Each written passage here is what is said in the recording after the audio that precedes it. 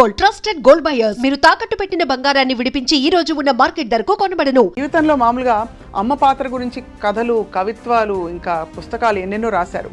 తెరపై మాత్రం అమ్మ పాత్రల్ని ఎంతమంది పోషించినా ఒకళ్ళిద్దరికి మాత్రం ఒక చాలా స్పష్టమైన విలక్షణమైన స్థానం దక్కింది.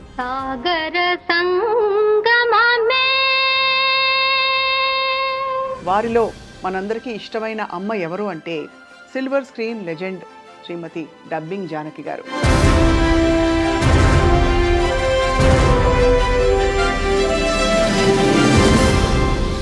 డబ్బింగ్ జానకి గారు అని పేరు ఉంటుందా అంటే ఆ పేరు ఎలా వచ్చింది?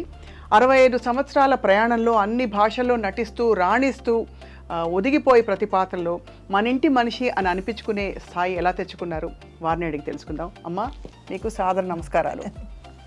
అమ్మని మించి దైవం ఉన్నదా, ఆత్మను మించి అద్దమున్నదా?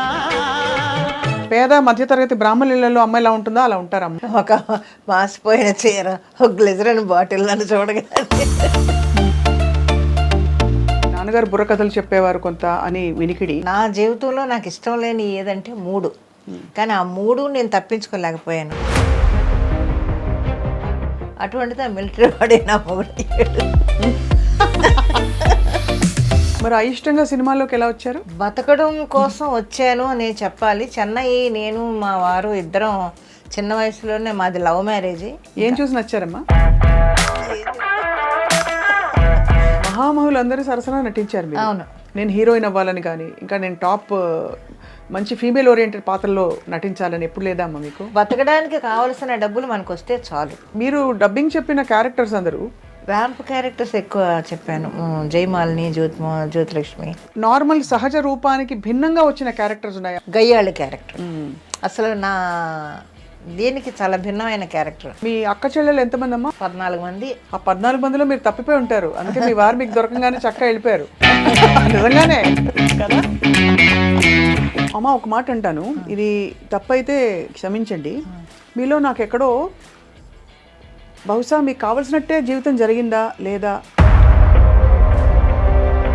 ఆయన చనిపోయిన 5వ రోజున నేను ఇక్కడ షూటింగ్కి వచ్చాను హైదరాబాద్.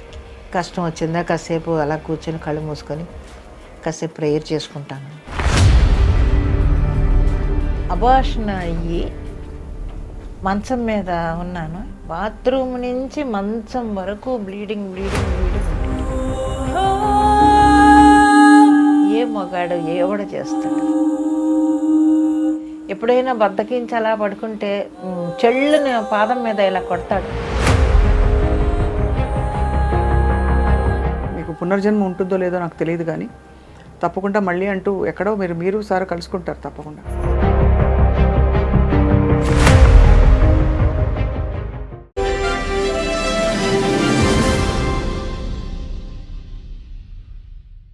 సిల్వర్ స్క్రీన్ లెజెండ్ శ్రీమతి డబ్బింగ్ జానకి గారు.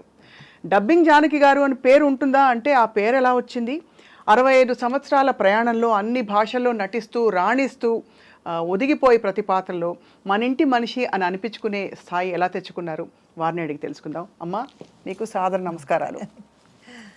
అమ్మని మించి దైవం ఉన్నదా? ఉన్నదా అమ్మా? అమ్మ పాత్ర నిజంగా లైఫ్లో మోస్ట్ ఇంపార్టెంట్ కదమ్మా? అవును, చాలా. మీ అమ్మగారి గురించి చెప్పండి అమ్మ ఫస్ట్. సాధారణ గృహిణి. మా అమ్మగారి గురించి చెప్పాలంటే చాలా మామూలు గృహిణి, కష్టజీవి. మేము దేవాంగలో నేత నేస్తే దానికి కావాల్సిన పనులన్నీ ఆవిడే ఎక్కువ చేసి నేత నేసేది, అన్నీ చేసేది. చాలా మామూలు గృహిణి. ఇంకా దాని గురించి చెప్పడానికి ఏమీ లేదు అసలు. మామూలు గృహిణి అంతే, ఓకే, ఇల్లాలు అంతే.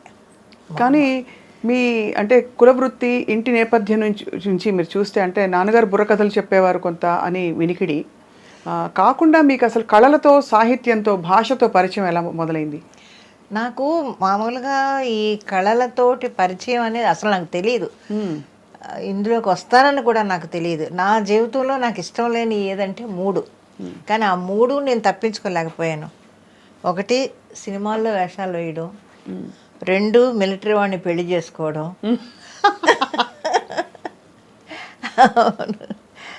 ఇంకోటి ఏదో అది మర్చిపోయాను. అది ఈ 3 కూడా నేను తప్పించుకోలేకపోయాను. ఎందుకో తెలియదు మొదటి నుంచి సినిమాల్లో యాక్ట్ చేయాలంటే, అంటే అప్పట్లో ఆంధ్రాలో మామూలుగా ఈ పల్లెటూళ్ళలో రకరకాలుగా మాట్లాడుతుంటారు కదా. అవును, సినిమా వాళ్ళంటే ఒక చిన్న చూపు ఆ రోజుల నుంచే చీఫ్గా మాట్లాడడం ఎక్కువ అలవాటు మన వాళ్ళకి. దాంతో అవన్నీ చదువుకునే రోజుల నుంచి బుర్రలో ఎక్కి చిచ్చి మనం సినిమాల్లోకి అంతా వెళ్ళకూడదు అని అనుకున్నాను అప్పుడే. అలాగే మిలిటరీ వాడి ఏదో బుక్ చదివాను నేను. బుక్స్ ఎక్కువ చదివేదాన్ని అప్పట్లోనూ. మా గురువుగారు గోరు మల్లికార్జునరావు గారు, ఆయన బుక్ షాప్ ఉంది, అక్కడ కూర్చొని చాలా పుస్తకాలు చదువుకునేదాన్ని. దాంట్లో ఏదో ఒక రష్యన్ నవల ఏదో చదివా. దాంట్లో మిలిటరీ వాళ్ళ గురించి చాలా చెడ్డగా ఉందన్నమాట. ఏమైనా సరే అసలు మిలిటరీ వాడు అంటే అంత అసహ్యం నాకు. అటువంటిది ఆ మిలిటరీ వాడే నా మొగుడయ్యాడు. అందువల్ల ఏది తప్పించుకోలేకపోయాను నేను. కానీ 5వ ఏట నుంచి మీరు నాటకాలు వేసేవారు కదమ్మా? 5వ ఏట కాదు కానీ 4th స్టాండర్డ్ చదివేటప్పటి నుంచి నాటకాలు. మా గురువుగారు, అదే ఆయన గోరు మల్లికార్జునరావు గారు, ఒక రోజు మా ఇంటికి వచ్చి ఒక బుక్ ఇచ్చి చదవమన్నారు. సరే ఏదో పాఠం చదివినట్టు గడగడ చదివేశా. చదివేస్తే పక్కన ఇంకొక ఆయన ఉంటే, వీళ్ళు ఇలాగే చదువుతారయ్యా, మనం ప్రాక్టీస్ ఇవ్వాలి వీళ్ళకి అని అన్నారు. ఏంటోలే అనుకున్నాను. అప్పటికి నాకు అర్థం కాలేదు. తర్వాత రోజు స్కూల్ నుంచి వచ్చిన తర్వాత వాళ్ళ ఇంటికి తీసుకొని వెళ్ళి డైలాగులు నెమ్మదిగా ప్రాక్టీస్ చేయించి బట్టి పట్టి ప్రాక్టీస్ ఇచ్చి, అందరూ అప్పుడు ఆ మగపిల్లలు ఎవరంటే 8th స్టాండర్డ్ 9th స్టాండర్డ్ చదివే పిల్లలతోటి నేను అందులో హీరోయిన్. ఆ నాటకం పేరు రచయిత ఎవరో నాకు గుర్తులేదు కానీ అశాంతి. అశాంతితోటి స్టార్ట్ అయింది నా నట జీవితం. కానీ అందులో మంచి పేరు వచ్చింది, సక్సెస్ఫుల్ డ్రామా అది. ఇంకా అప్పటి నుంచి అక్కడ పల్లెటూళ్ళలో అటు చిన్న చిన్న డ్రామాలు వేయడం. ఈ పుస్తకాల అభిరుచి అంటే మీరు చాలా భాషలు మాట్లాడతారు కదా? చాలా భాషలు ఏం రాదు, కన్నడ మాట్లాడతాను ఎక్కువ. తమిళ్ చెన్నైలో ఉన్నాను కాబట్టి తమిళ్ ఎక్కువ మాట్లాడతాను. హిందీ కొంచెం అరకొరగా, పెద్దగా రాదు కానీ అర్థం అవుతుంది. అంటే పుస్తకాలు చదివే అలవాటు అన్నది ఆ రోజుల్లో ఆడపిల్లలకి అందులో అంత పరిచయం ఉండే విషయం కాదు కదా. అవును, అంటే ఎంతో అభిరుచి ఉంటే తప్ప. అవును, ఏదో వంటలు నేర్పించారు, కుట్లు అల్లికలు అంటే అది అర్థం చేసుకోవచ్చు. ఎలా వచ్చిందమ్మా మీకు? ఏమో తెలియదు, ఆ బుక్ స్టాల్లో ఉండడం వల్ల చదవడం అలవాటు అయిందో మరి ఏంటో నాకు తెలియదు. అలా కొంచెం కొంచెం చదువుకునేదాన్ని పుస్తకాలు అప్పట్లో. అలాగా నవల్స్ ఎక్కువ చదివేదాన్ని నేను. మన ఎద్దనపూడి గారి నవల్స్ కానీ, ఆవిడ ఇంకొక ఆవిడ ఎవరు, ఆవిడ నవల్స్, ఇవన్నీ చదువుకునేదాన్ని ఎక్కువ. అవి రావడం ఆలస్యం కొనేసుకునేదాన్ని. రెంట్కి తీసుకోవడం అన్నీ కాదు, కొని పెట్టుకునేదాన్ని ఇంట్లో. కొని పెట్టేసుకొని చదువుకునేదాన్ని బాగా. అక్కడే అలవాటైంది. మా గురుగారు బుక్ షాపులోనే నాకు పుస్తకాలు చదవడం బాగా అలవాటైంది. అక్కడే కూర్చొని చదివేదాన్ని ఎక్కువ పుస్తకాలు. మరి అయిష్టంగా సినిమాల్లోకి ఎలా వచ్చారు? అంటే వచ్చాము అంటే టైం అంతే, దాన్ని ఎలాగ వచ్చారు అనడానికి సమాధానం లేదు. ఎందుకంటే 1000కి పైగా సినిమాలు, ఇంత లాంగ్ కెరియర్ ఉండే వాళ్ళు ఎవరూ లేరు మన ఇండస్ట్రీలో. అంటే లాంగ్ కెరియర్ అంటే ఇండస్ట్రీకి వచ్చేళ్ళని కాదు, ఇంకా ఆన్ గోయింగ్ కెరియర్ 65 ఏళ్ళు. బతకడం కోసం వచ్చాను అని చెప్పాలి. చెన్నై, నేను మా వారు ఇద్దరం చిన్న వయసులోనే, మాది లవ్ మ్యారేజ్, చిన్న వయసులోనే మ్యారేజ్ చేసుకొని అక్కడి నుంచి చెన్నై వచ్చేసాను నేను. మా ఆయన అప్పటికి ఆయన మిలిటరీలో ఉన్నారు. చెన్నై వచ్చేసాం. చెన్నై వచ్చి అమింజ్కర్లో వాళ్ళ మేనమా వాళ్ళు ఉంటే వాళ్ళ ఇంట్లో ఉండేవాళ్ళం మేము. ఒకరోజు ఏదో బస్సులో వెళుతుంటే మేము ఇద్దరు ఏదో మాట్లాడుకుంటుంటే పక్కన ఒక ఆయన, మీరు తెలుగు వాళ్ళ అని అడిగాడు. అవునండి తెలుగు వాళ్ళమే. ఆయన శర్మ గారని అసోసియేట్ డైరెక్టర్ అంట. మీరు వేస్తారా అంటే, మా ఆవిడ డ్రామాలు అవి వేస్తూ ఉంటారని మా ఆయన చెప్పారు. అయితే రేపు ఏవిఎం స్టూడియోకి రండి అని చెప్పి ఏవిఎం స్టూడియోకి తీసుకొని వెళ్ళి మేకప్ అది వేయించి ఫోటోలు అవి తీసి అందులో భూ కైలాసు దాంట్లో వేషం వేస్తానన్నమాట నేను అప్పుడు. అది అలాగా బతకడం కోసం ఇది నేను ఒక జాబ్ లాగా తీసుకున్నాను తప్ప ఇందులో పైకి రావాలనో లేకపోతే ఏదో చేయాలనో మాత్రం నాకు కాదు. ఇది ఒక జాబ్ అంతే, నేను ఉద్యోగం చేస్తున్నాను అనుకుని వచ్చారు అంతే. అదే నా కుటుంబాన్ని పోషించుకోవాలి, నాకు డబ్బులు కావాలి, ఎవరిని మా వాళ్ళ మీద ఆధారపడకూడదు. నేను కానీ మా ఆయన కానీ ఎవరో, మీ ఇద్దరం ఉన్నాం, మాకు పిల్లలు, మా సంసారం అంతే. వేరు కులాలు కదమ్మా మీ ఇద్దరు? అవును, ఆయన క్రిస్టియను, నేను హిందూ. అది ఇంట్లో వాళ్ళు ఆమోదించక మీరిద్దరు అవును జీవితం మీరు జీవితానికి మీ మీద నమ్మకం కలిగించుకోవాల్సిన పరిస్థితులు ఆ రోజు. అవును, మరి ఎలా అమ్మా? హార్మోనియం వాయించేవారట కదా? అవును, ఒక డ్రామాకి వచ్చి హార్మోని వాయించడానికి వచ్చారు. ఏం చూసి నచ్చారమ్మా? ఏం చెప్తాం, మీరు ఇప్పుడే ఇంత చక్కగా ఉన్నారంటే అప్పుడు మంచి చాలా అందంగా ఉండి ఉంటారు. ఇప్పుడే ఇంత బాగున్నారు అది కాదు, ఒక చిన్న ఇన్సిడెంట్ చెప్తాను. మా మనవరాలు, మా పెద్ద మనవరాలు లవ్ మ్యారేజ్. ఆ అబ్బాయి వచ్చాడు మా ఇంటికి. ఆ అబ్బాయి ఇది చాలా బాగుంటుంది, మన జ్యోతికి ఎలాగ ఉంటుంది కొంచెం నా మనవరాలు, మంచి పుష్టిగా కళ్ళు గిళ్ళు బాగుంటాయి, అందంగా ఉంటుంది అది. ఈ అబ్బాయి చూస్తే క్రిస్టియన్, కొంచెం చదువుకున్నాడు కానీ బాగా చదువుకున్నాడు, MBA చదివాడు, ఏదో చేస్తున్నాడు, కొంచెం రంగు తక్కువ, కొంచెం ఇదిగా ఉన్నాడు. ఇద్దరు చూసి ఆ అబ్బాయి మా ఇంటికి వచ్చి మా వాళ్ళందరితోటి మాట్లాడి వెళ్ళిపోయిన తర్వాత ఎలా ఉన్నాడు నాని అని అడిగింది. నాకు నచ్చలేదమ్మా అన్నాను. మా మనవరాలు అడిగితే నచ్చలేదన్నా. అంటే వెంటనే నా చిన్న మనవరాలు అంత ఉంది అప్పుడు, నా చేయి పట్టుకొని గబగబా లాక్కొని వెళ్ళింది వాళ్ళ తాతను నేను ఉన్న ఫోటో దగ్గరికి. నువ్వు తాతను ఎందుకు చేసుకున్నావు నాని? తాత ఎలా ఉన్నాడు, నువ్వెలా ఉన్నావు? ఇలా అలా ఉండిపోయింది కాసేపు. నేను ఆ క్వశ్చన్ అది వేస్తుందని నేను అనుకోలేదు. ఆ ఫోటో దగ్గరికి తీసుకెళ్ళి, నువ్వెందుకు నాని తాతను చేసుకున్నావు? తాత నల్లగా లేడా, నువ్వు తెల్లగా లేవా, నువ్వెందుకు చేసుకున్నావు? అక్క చేసుకుంటే తప్పేంటి అని అడిగింది నన్ను. అబ్బో. ఓకే అమ్మ, ఇష్టమైనప్పుడు మనం ఏం చేస్తాం, హ్యాపీగా ఉన్నారు ఇప్పుడు వాళ్ళు. కానీ ధైర్యవంతమైన డెసిషన్ ఆ రోజుల్లో. అవును, మీరు అంత అవును, అంత కులాంతర వివాహం, మతాంతర వివాహం కూడా కదా విధంగా చేసుకుని. అంటే కానీ ఏంటమ్మా మీకు ఆ నమ్మకం అంత ఏమనాలి, ఇంకొక విధమైన ఏమో తెలియదు ఎందుకు వచ్చిందో ఆ ధైర్యం. అది మరి వచ్చేసాను అంతే. ఆయన చేయబట్టుకొని చెన్నై వచ్చేసాను అంతే. మిలిటరీలో ఉండేవారు కదా సార్? అవును, మిలిటరీలో. ఏం చేసేవారమ్మా మిలిటరీలో? ఏమో తెలియదు. మిలిటరీలో ఉండేవారు. ఏదో చిన్న యాక్సిడెంట్ జరిగింది, అప్పుడు ఈ బ్యాక్ ఏదో దెబ్బ తగిలింది, కొంచెం రోజులు సెలవులకి ఇంట్లోనే ఉండేవారు. మళ్ళీ సంవత్సరానికి ఒకసారి తీసుకొని వెళ్ళేవాళ్ళు. సంవత్సరానికి ఒకసారి వెళ్ళి 3 months అక్కడ ఉండేవారు. చైనా వార్ టైంలో అక్కడే ఉన్నాడు ఆయన. అమ్మో, అప్పుడు గుండె పీకేసి ఉంటుంది మీకు. చైనా వార్ టైంలో మిలిటరీలో ఉన్నాడు ఆయన. ఆ తర్వాత మళ్ళీ రావటం అలాగన్నమాట. ఇంకా తర్వాత ఇంకా ఇబ్బంది అయిపోతుంది పిల్లలతోటి. ఆయన మిలిటరీకి వెళ్ళి ఇక్కడ ఈ పిల్లల్ని, చిన్నపిల్లలు, వీళ్ళని ఏం చేయాలో తెలియక మా అత్తగారు వచ్చి తోడుగా ఉండేవారు. ఆవిడకి మరి ఇంట్లో ఇల్లు సంసారం వదిలిపెట్టి రావాలంటే ఆవిడ కష్టం. ఇంకప్పుడు ఏం చేయాలని మిలిటరీ నుంచి ఆయన్ని రప్పించాలంటే పుండ్రేకాక్షయ్య గారిని అడిగా. పుండ్రేకాక్షయ్య గారిని అడిగితే ఆయన ఒక డాక్టర్ని పిలిపించి ఒక సర్టిఫికేట్, మిలిటరీకి అన్ఫిట్ అని ఒక సర్టిఫికేట్ పుట్టించి వాళ్ళకి పంపించి మొత్తానికి వాళ్ళు చేసేసారు. ఇంకా అప్పటి నుంచి మ్యూజిక్, హార్మోని అవన్నీ చేసి. పాడతారమ్మా? మీరు పాడతారుగా? లేదు, నేను అప్పట్లో పాడేదాన్ని కానీ ఇప్పుడు అసలు పాడటం లేదు. అప్పుడు స్టేజ్ మీద చచ్చినట్టు పాడాలి, మన ఓన్ వాయిస్తోనే పాడాలి. అప్పుడు పద్యాలు పాడినప్పుడు? అవును, డ్రామాలు అన్నీ కూడా మనం పాడాల్సిందే. ప్లేబ్యాక్ అంతా లేదు అప్పుడు. నాకు ప్లేబ్యాక్ అనేది ఎప్పుడంటే పద్మనాభం గారి నాటకాలు, నాగభూషణం గారి రక్త కన్నీరు నాటకాలు, పద్మనాభం గారి శాంతినివాసం నాటకాలు అప్పుడే తెలుసు నాకు. ఓహో, ప్లేబ్యాక్ పాడతారు కోసం అనుకొని. అంతవరకు తెలియదు నాకు అసలు. మహామహులు అందరూ సరసన నటించారు మీరు? అవును, నటించారు అందరూ. అంటే 1000 సినిమాల పైన మీ అన్ని భాషల్లో అంత దిగ్గజాలతో నటించి మీకంటూ మీరు ఎప్పుడు ఒక ఆశయం పెట్టుకోలేదా, నేను ఈ క్యారెక్టర్స్ ఆర్టిస్ట్గా కాదు, నేను హీరోయిన్ అవ్వాలని కానీ, ఇంకా నేను టాప్ మంచి ఫీమేల్ ఓరియంటెడ్ పాత్రలో నటించాలని ఎప్పుడు లేదా అమ్మ మీకు? లేదు, అదే చెప్తున్నాను కదా, నా మెంటాలిటీ ఎలా ఉంటుందంటే బ్రతకాలి, బతకడానికి కావలసిన డబ్బులు మనకు వస్తే చాలు, అంతే. అంతకు మించి నేను ఎప్పుడూ ఆశపడలేదు. ఈ రోజుకి నాకు ఆశ లేదు.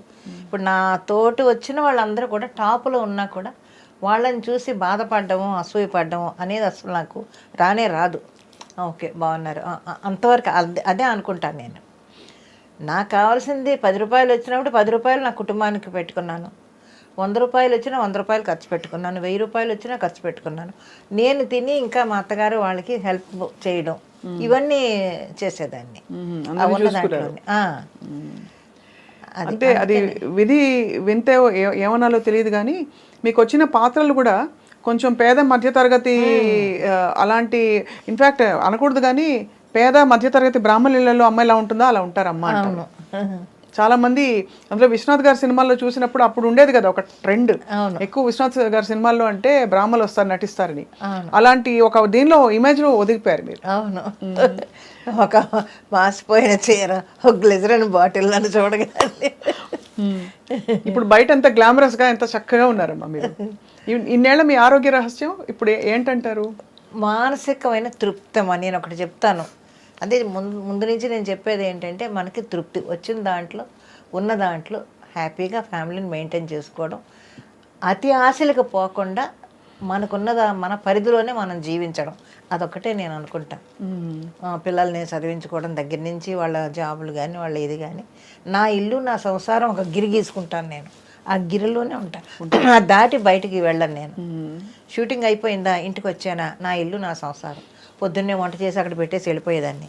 అవును, మీరే కదా వంట. అవును, అలా చేసుకొని వచ్చి ఆ తృప్తి అనేది మనిషికి ఉంటే ఎప్పుడూ హెల్తీగా ఉంటారు. అసలు డబ్బింగ్ జానకి గారుగా మీరు మారారు కదా, మీ అసలు పేరేంటమ్మా? జానకే. జానకే అంటే డబ్బింగ్ అనేది తర్వాత మీరు మీకు వచ్చిన డబ్బింగ్లు చెప్తున్నాను అంటే, జానకులు ముగ్గురు ఉన్నారు కదమ్మా. సౌకర్ జానక్ గారు ఉన్నారు, సింగర్ జానక్ గారు ఉన్నారు. జానకి అనగానే ఏ జానకి అని అడుగుతున్నారు. అప్పుడు ఇంకా అప్పుడు ప్రెస్ కదా, మీడియా అవి లేవు కదా. అవును అవును. అడిగితే అప్పుడు డబ్బింగ్ జానకి అని మన ఈయన పద్మనాభం గారు చెప్పారు, డబ్బింగ్ జానకి అని. అలా చాలాసార్లు పోట్లాడాను ప్రెస్ వాళ్ళతోటి.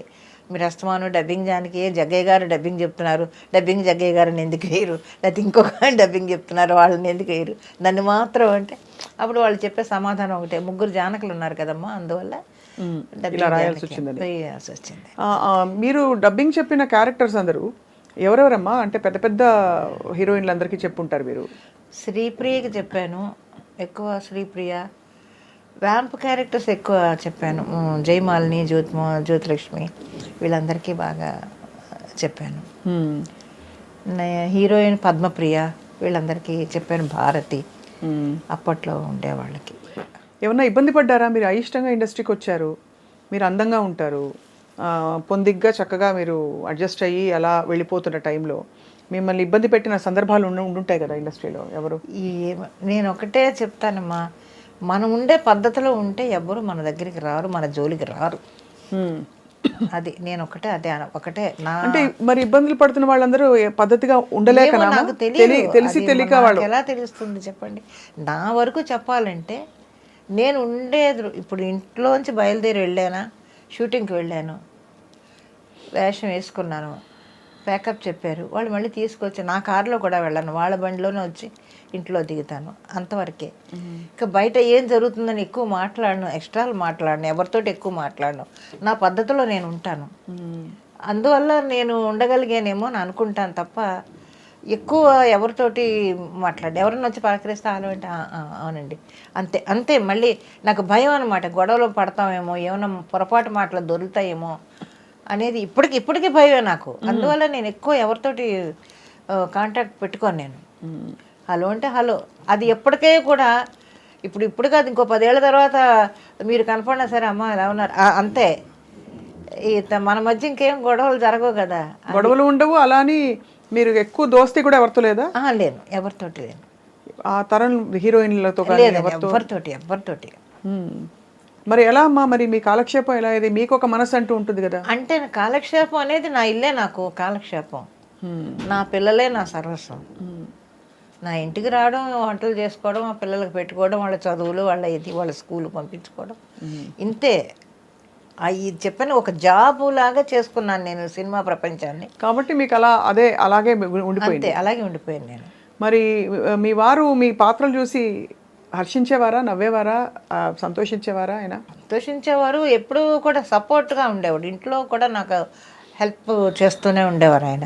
నేను షూటింగ్కి వెళ్ళినప్పుడు గబుక్కుని పిల్లల్ని స్కూల్కి తీసుకెళ్ళడం కానీ, పంపించడం కానీ, వాళ్ళని రెడీ చేయడం కానీ, ఒకవేళ సాయంత్రం ఇంటికి వస్తే ఈ వంట చేస్తూ, అదేంటి పొద్దున్న చేసి వెళ్ళాను కదా నేను. అప్పుడంతా ఏంటంటే 7 to 1, 2 to 9 కాల్ షీట్లు.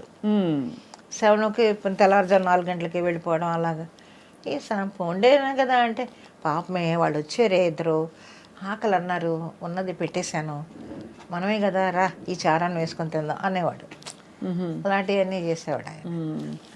చాలా గొప్ప విశేషం. అంటే అలాంటి జీవిత భాగస్వామి ఆ తరంలో దొరకడం అనేది. పెట్టేవారు, అందరికీ పెట్టడం అనేది ఆయనకి బాగా అలవాటు. అదే అలవాటు నా పిల్లలకు కూడా వచ్చింది, వాళ్ళ పిల్లలకు కూడా వచ్చింది. ఇతరులకి హెల్ప్ చేసే ఇది మాత్రం నా పిల్లలకే కాదు వాళ్ళ పిల్లలకు కూడా వచ్చింది. అదొక సంతోషిస్తాను నేను. ఎలా అమ్మా నాని అని పిలుస్తారు కదా పిల్లలు, హిందీ ఎలా వచ్చింది నాని అని? ఏమో తెలియదు వాళ్ళు ఎందుకు పిలిచారు. అంతకుముందు నానమ్మ నానమ్మ అనేవాళ్ళు, ఆ తర్వాత నాని నాని అని అంటున్నారు. ఆ నాని అనేది ఇప్పుడు మీరు చెప్తే తప్ప నాకు తెలియలేదు అది హిందీ భాష అని. ఓ నాని అంటే మరి యాక్చువల్లీ అమ్మమ్మ, ఆ, కానీ నానమ్మని వాళ్ళు నాని అని పిలుస్తారు. ఆ. షార్ట్ ఫామ్ పెట్టుకున్నారేమో ముద్దుగా. ఏమో మరి ఇంత ముద్దుగా ఉంటే మరి నానమ్మ అంటారు కదా. నాని నాని అని పిలుస్తాను. ఇప్పుడు మీరంటేనే అది హిందీ భాష అనేది నాకు తెలియదు. ఇప్పుడు నాని నాని ఓకే సరే అని ఊరుకున్నాను నేను. అందరూ అదే పిలుస్తారు నాని నాని అని. అమ్మ ఆ రోజుల్లో మీరు ఇతర భాషలు నేర్చుకోవడానికి తావు ఎక్కడ ఉండింది? మెడ్రాస్ వెళ్ళారు కాబట్టి తమిళ్ నేర్చుకున్నారు. మరి కన్నడ అవన్నీ ఎలా వచ్చాయి మీకు? కన్నడ మాతృభాష అంటే తెలుగు. కన్నడ సినిమా చేశాను నేను. కన్నడ సినిమా చేయడంలో అక్కడ చుట్టూ ఉండే ఆర్టిస్టులు వాళ్ళు కాస్త చెప్పేవాళ్ళు. పండ్రిబాయమ్మ గారి కన్నడ డ్రామాలు వేశాను. ఎక్కువ థియేటర్ ఎక్స్పీరియన్స్, రేడియో ఎక్స్పీరియన్స్ మీకు బాగా. కన్నడ డ్రామాలు వేశాను. కూడా ఉండే ఆర్టిస్టులు కన్నడ బాగా నేర్పేవాళ్ళు వాళ్ళు. ఒక్క సినిమాతోటే మొత్తం నా డబ్బింగ్ నేనే చెప్పుకునే స్థాయికి ఎదిగాను నేను కన్నడ. చాలా గొప్ప విషయం. అవును, అలాగా కన్నడ వచ్చింది బాగాను. రాజ్ కుమార్ గారి మిస్సెస్ పార్వతమ్మ గారు వీళ్ళందరూ కూడా బాగా హెల్ప్ చేసేవాళ్ళు. కన్నడ పండ్రిబాయమ్మ గారు వీళ్ళందరూ కూడా ఆవిడతో డ్రామాలు ఎక్కువ వేశాను, కన్నడ డ్రామాలు. అప్పుడే నాకు కన్నడ బాగా వచ్చింది. డ్రామాలు వేయడం వల్ల కన్నడ భాష మీద మంచి పట్టు వచ్చింది. నా మట్టుకు నేను బాగా ఇవాళకి మన వాళ్ళందరూ వచ్చి సెట్లో కనపడుతుంటే వాళ్ళతో నేను కన్నడలోనే మాట్లాడతాను. தமிழ் பேச ரொம்ப ஃப்ளூயண்டா தெரியும் உங்களுக்கு? ரொம்ப நல்லா தெரியும். చెన్నైలో ఇరుకుతునాల ఐ థింక్ మీకు చాలా మంచి పట్టు వచ్చేసింది భాష మీద. మీ ఊరి వాళ్ళు మళ్ళీ ఊరికి వెళ్తూ వస్తుండేవారా? తర్వాత మీ ఇంట్లో పుట్టింటి వాళ్ళతో కట్ ఆఫ్ అయిపోయిందా కంప్లీట్? లేదు అయ్యి వస్తూ పోతూ ఉంటాను. లాస్ట్ వరకు మా నాన్న అందరినీ మేము చూసుకున్నాం. కానీ ఎందుకమ్మా మరి అలా వెళ్ళిపోయారు మరి వాళ్ళని వదిలేసి? అంటే అప్పుడు అది ఎలా చెప్తాం, ఆ ఏజ్ అది, ఆ ఏజ్లో అలాగా ఆలోచనలు అలా వచ్చాయి. వాళ్ళు వద్దండవు, మరి వెళ్ళాలి అని అనుకోవడం, వెళ్ళిపోవడం అంతే. వాళ్ళు వద్దని ఎందుకు అన్నారు? వద్దంటే కులాంతరం. అప్పటికి వాళ్ళు కేసు కూడా పెట్టారు నా మీద. ఏంటది, మా వాళ్ళు మైనార్టీ తీరలేదని, పైన 16 ఏళ్ల వయసు మైనార్టీ తీరలేదని మా వాళ్ళు. ఆ తర్వాత మా ఆయన తరపు వాళ్ళేమో అక్కడ వాళ్ళ ఇంట్లో ఎవరో డాక్టర్ ఉంటే వాళ్ళు సర్టిఫై చేసి లేదు ఈ అమ్మాయికి మైనార్టీ తీరిందని వాళ్ళు పెట్టి పెద్ద గొడవలు అయ్యాయి. ఆ తర్వాత నేను మా ఆయన చెన్నై వచ్చేసిన తర్వాత ఆ తర్వాత మా వాళ్ళకి ఎక్కువ కావాల్సిన ఆయన అయిపోయాడు. అది విన్నాను, చాలా కథల్లో అవుతుంటుంది. నిజంగా అయిందనమాట మీకైతే అది. అయితే మీరు ఈ సినిమా ప్రయాణం కొనసాగిస్తూ మధ్యలో ఈ సినిమాల రెమ్యూనరేషన్స్, వ్యావహారిక విషయాలు ఉంటాయి కదా, అలాగే ఎంత దాచాలి, అడ్వాన్స్ ఇచ్చారు రిమైనింగ్ పేమెంట్ రాలేదు, ఇట్లాంటివన్నీ మీరే ఫాలోఅప్ చేసుకునేవారా? సార్ ఉండేవారా? లేదు, నేనే. ఆయన అసలు ఏమీ తెలియదు. ఆయన ఒక్కటే నెలాఖరు వస్తే చాలు, ఏమే నెలాఖరు వచ్చేస్తుంది, 20వ తారీఖు వచ్చేసింది, 25 వచ్చేసింది అంటే ఫస్ట్కి ఇవన్నీ కట్టాలి అనేది అదొకటే ఆయనకి. రానివ్వండి చూద్దాంలే, వస్తాయి కదా డబ్బులు, వాళ్ళు ఇవ్వాలి కదా వీళ్ళు ఇవ్వాలి కదా అని అవి తీసుకొని ఇస్తే ఆ కట్టాల్సిన అన్నీ కట్టేసి, కరెంటు బిల్ అని అదని ఇదని అన్నీ కట్టేసి ప్రశాంతంగా కూర్చునేవాడు ఆయన. ఆ నెలకి సరిపడా అన్నీ కట్టేసి ఇంట్లో కావాల్సిన సరుకులను తెచ్చేస్తే హ్యాపీ. ఇంకా ఎందులోనూ కలుగు చేసుకునేవాడు కాదు మా ఆయన. మీరు ఎప్పుడు అనుకోలేదమ్మా ఎందుకు నాకు ఇంత కష్టమైన జీవితం అవసరమా అని? అనుకోలేదు, అది కష్టం అని నేను అనుకోలేదు ఎప్పుడూను. ఎంత జాబ్ అయితే మాత్రం ఇల్లు మొత్తం ఇప్పుడు ఆడపిల్లలకి సహజంగా ఉంటాయి కదమ్మా. ఇప్పుడు ఈ తరమైనా ఆ తరమైనా భర్త రావాలి, ఏంటి ఇంటికి తీసుకొచ్చి కొత్త చీర మల్లెపూలు ఇవ్వాలి, మంచిగా సినిమాకి తీసుకెళ్ళాలి, ఏంటి నేను ఇంటి పట్టు నుండి అన్నీ చూసుకోవాలి. మీరు ఇంటికి వెళ్ళి బయటకు వెళ్ళి పొద్దున్నే కాల్ షీట్లు పని చేయడాలు, ఎండలో నలిగిపోవడాలు, ఇవన్నీ బాధ అనిపించలే? లేదు, ఎప్పుడు నాకు అది చెప్తున్నాను, ఒక డిఫరెంట్ క్యారెక్టర్ అది. అసలు ఆలోచన ఎప్పుడు నాకు రాలేదు ఇంతవరకు. ఇప్పుడు మీరు చెప్తుంటే ఓహో ఇవన్నీ వచ్చాయేమో, నాకు అసలు ఆలోచన కూడా రాలేదు. ఎంతసేపు చెప్తున్నాను కదా, నా ఇల్లు, నా సంసారం, నా పిల్లలు, బయటకు వెళ్ళి డబ్బింగ్ చెప్పుకోవడం, గ్రూప్ డాన్సులు చేశాను, డబ్బింగ్లు చెప్పుకున్నాను. గ్రూప్ డాన్సులు చేశాను? గ్రూప్ డాన్సులు కూడా చేశాను. ఏమేమి డాన్స్ అమ్మా? సాంగ్స్, సినిమాల్లో గ్రూప్ డాన్సులు. ఈ గ్రూప్లు అన్నీ చేస్తుంటారు కదా, హీరో హీరోయిన్ చేస్తే వెనకాల గ్రూప్ డాన్సర్స్. మీకు డాన్స్ నేర్చుకున్నారు అయితే అంతకుముందు? చిన్న సత్యం గారి దగ్గర నేర్చుకున్నాను నేను. ఓ, సత్యం గారి దగ్గర? ఓహో. దుర్గాదేవి గారు తెలుసా మీకు అక్కడ? తెలుసు. క్లాసులు చెప్పే దుర్గాదేవి, పాడే దుర్గాదేవి తెలుసు గారు. నాకు, తెలుసు. ఆవిడ మా పెద్దమ్మ, సొంత పెద్దమ్మ. అమ్మ మీకు చాలా మంది ఉన్నారు చెన్నైలో. చెన్నై మా మా వాళ్ళందరూ ఉన్నారు. అదే క్లాసులు అంటే అక్కడ సత్యం గారి సీనియర్ డిసైపుల్ ఆవిడ. మీరు అక్కడ నేర్చుకున్నారమ్మా అయితే? ఆయన సత్యం గారు వచ్చి ఒక డ్రామాకి మా ఇంటికి వచ్చి సాంగ్ కంపోజ్ చేసి వెళ్ళేవారు ఆయన. చెప్పుకుంటే ఇది చిన్న సత్యం గారు మా అది ఒక చిన్న హట్టు. నేను మా ఆయన అప్పుడు ఇంకా మాకు పిల్లలు కలగలేదు. ఆ హట్టుకు వచ్చి డ్యాన్స్ నేర్పించి వెళ్ళేవాడు ఆయన సత్యం గారు. అంత అప్పటి నుంచి తెలుసు మీకైతే. ఎంతవరకు నేర్చుకున్నారమ్మా కూచిపూడి? జతుల కొంతవరకు నేర్చుకున్నాను. తర్వాత మానేసి ఇంకా ఈ డ్రామాలు అవి ఎక్కువ డ్రామాలు తిరిగేదాన్ని. నాగభూషణం గారి రక్తకండి నాటకాలు ఎక్కువ వేశాను. ఏమన్నా డైలాగ్ గుర్తుందమ్మా మీకు? ఏడ్చే డైలాగ్ కానీ పవర్ఫుల్ డైలాగులు కానీ వచ్చినప్పుడు ఎలా మీరు ఎలా ఎలా అది ఆటోమేటిక్గా వచ్చేస్తూ ఉంటుంది. అది యాక్ట్ చేస్తున్నప్పుడు మనం అనుకోక్కర్లేదు, దాని అంతటా అదే ఆ లోపల నుంచి ఆ ఏడుపు అది వచ్చేస్తుంది, ఆ ఎమోషన్. దాన్ని మనం ఫీల్ అయ్యి చెప్తే చాలు వచ్చేస్తుంది, కళ్ళంటి నీళ్ళు వచ్చేస్తాయి ఆటోమేటిక్గా. అది స్టేజ్ అనగానే ఇంకా వేరే దారి ఉండదు కదా. సినిమా అన్నా కొంచెం గ్లిజరిన్ పెట్టుకుంటాం, స్టేజ్ మీద పెట్టుకోవడానికి ఏమి ఉండదు. అవును, డైరెక్ట్గా ఏడవలసిందే. అమ్మ క్యారెక్టర్, వదిన క్యారెక్టర్ వేశారు, ఇంకా అన్ని క్యారెక్టర్ రోల్స్లో మీరు కనిపించారు. ఏదైనా మీ నార్మల్ సహజ రూపానికి భిన్నంగా వచ్చిన క్యారెక్టర్స్ ఉన్నాయా మాకు తెలియనివి? అంటే 1000 సినిమాల్లో అన్నీ తెలిసి ఉండవు కాబట్టి. రామాయణంలో పిడకల వేట అనుకుంటాను, గయ్యాళి క్యారెక్టర్. అసలు నా దీనికి చాలా భిన్నమైన క్యారెక్టర్. అత్తగారు కోడల్ని హింస పెట్టడం అనేది అసలు నాకు తెలియదు అది. కానీ ఆ క్యారెక్టర్ బాగా రాజాచంద్ర గారు డైరెక్టర్. మిమ్మల్ని ఎలా ఎంచుకున్నారో ఆ క్యారెక్టర్కి? ఏమో మరి తెలియదు, ఎందుకు ఎంచుకున్నారో తెలియదు. నేను హేమసుందర్ గారు ఆ క్యారెక్టర్ చాలా భిన్నంగా ఉండేదన్నమాట. కోడల్ని హింస పెట్టడం. కే విజయ అమ్మాయి కోడల క్యారెక్టర్.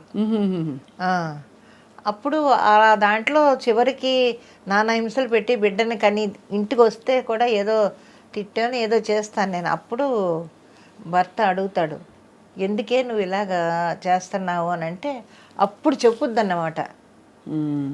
కాదండి, చిన్నప్పటి నుంచి వాడు ఏం కావాల్సి వచ్చినా అమ్మ నాకు తలదువ్వు, అమ్మ నాకు నీళ్లు పోయి, అమ్మ నాకు అన్నం పెట్టు ఇలాగంటా ఉండేవాడు. ఇప్పుడు పెళ్లి చేసుకున్న తర్వాత మళ్ళీ నువ్వు రా నాకు నీళ్ళు పోయి, నాకు వీపు తవ్వు, లేకపోతే నాకు సోప్ ఇయ్యి, నాకు టవల్ ఇయ్యని అడుగుతున్నాడు. ఇన్ని సంవత్సరాలు నేను కష్టపడ్డాను నా కొడుకు కోసం. ఇప్పుడు నన్ను మర్చిపోయి పెళ్ళం మీద ఆధారపడుతున్నాడు ఎక్కువ.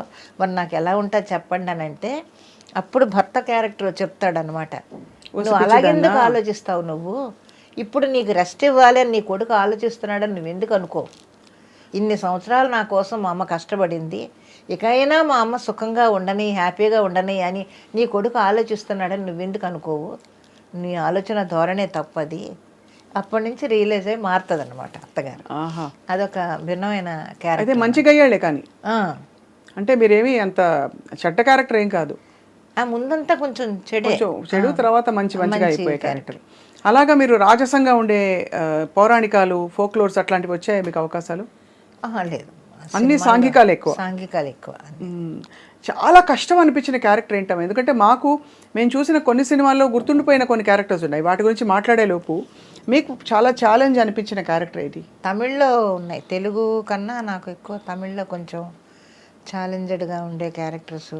ఎవరికి అమ్మగా వేశారు అప్పుడు? ఇప్పుడు సత్యరాజ్ గారికి మదర్ క్యారెక్టర్ ఒకటి వేసాను, రజనీ గారికి ఒకటి వేసాను. రజనీ గారికి వేశారా? రజనీ గారితో 3 సినిమాలు చేశాను మదర్ క్యారెక్టర్. ఎలా ఉండేవారమ్మా మీతో రజనీ గారు? చాలా బాగుండేవారు ఆయన కానీ కమల్ గారు కానీ అందరూ కూడా చాలా చక్కగా ఉండేవారు. కమల్ గారిది అయితే ఇంకా అసలు గోల్డెన్ ఫిల్మ్, అది మర్చిపోలేదు ఎవరు కూడా. ఆ సీన్ అలా ఇప్పటికీ వంటింటి సీన్, ఆ సీన్ ఎలా జరిగినప్పుడు. అది విశ్వనాథ్ గారితో ఎన్ని సినిమాలు వర్క్ చేశారు మీరు? ఒక 18 సినిమాలు చేశారు. 18 సినిమాలు. అది మరి న్యాచురలీ అందుకనే అంత ఒక కైండ్ ఆఫ్ ఫిల్మ్స్లో మిమ్మల్ని చూసి అలవాటైంది. సో కానీ సాగర సంగమంలో మాత్రం అది గోల్డెన్ ఇది. మీ దగ్గు కానీ, మీ నేత చీర కప్పుకున్న తీరు అంతా ఎంత సహజంగా ఉంది. అక్కడ విశ్వనాథ్ గారు అందరికీ చెప్పించేవారట, మీకు కూడా చెప్పారా? చెప్తారు. కొన్ని పద్ధతులు ఆయన్ని చూసే నేను నేర్చుకున్నాను, కట్టు బొట్టు అంతా కూడా. ఇప్పటికీ నేను అదే ఫాలో అవుతాను. అన్యాచురల్గా ఎక్కడ ఉండను నేను. మామూలు బయటకు వెళ్ళేటప్పుడు కానీ రెడీ అవ్వడం కానీ ఏది పద్ధతిగానే ఉంటాను తప్ప ఇదిగా ఉండను నేను. అక్కడి నుంచి వచ్చిన అలవాట్లు అవన్నీ నేను. జంధ్యాల గారు వీళ్ళందరితోటి పనిచేయడం వల్ల ఏమిటంటే ఒక పద్ధతి, ఒక ఇంట్లో ఉండే ఒక ఆవిడ ఒక మిడిల్ క్లాస్ లేడీ ఎలా ఉంటుందో మధ్యతరగతి కుటుంబంలో అలాగే అలవాటైపోయింది నాకు. మరి ఇన్ని 1000 సినిమాలు చేశారు కదమ్మా, ఇంతమంది మహామహులతో నటించారు. పొదుపు చేసుకోవడం, దాచుకోవడం ఇవన్నీ అలవాటైందా? అసలు మొత్తం వచ్చినంత ధారాళంగా పిల్లలకి కుటుంబానికి ఖర్చు పెట్టడమేనా? లేదమ్మా, అది మాత్రం నాకు రాలేదు.